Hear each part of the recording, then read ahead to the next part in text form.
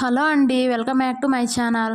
నిన్న మేము mutton తీసుకొచ్చామండి. Non veg తిని 1 వీక్ అయిపోయింది. నాన్ వెజ్ లేకపోతే నాలుక డ్యాన్స్ చేసేస్తది కదా! ఇక్కడైతే మటన్ చాలా తక్కువ రేట్ అండి. కిలో 600కే ఇస్తారు.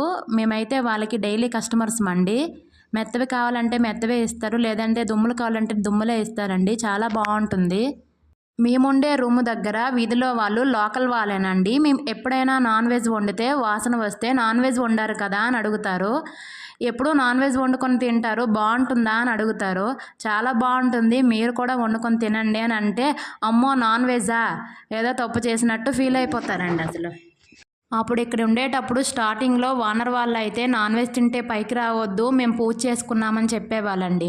అమ్మో! ఇంత సెంటిమెంటా అని అనుకునేవాళ్ళమండి. ఈ కొత్తిమీర కట్ట చూసారా? కొంచెమే రూ. 30 అప్పుడు రూ. 10కైతే చాలా పెద్ద కట్ట ఇచ్చేవారు. ఇప్పుడు ఎక్కడా దొరకట్లేదని చెప్పి చాలా ఎక్కువ రేట్ అమ్ముతున్నారండి.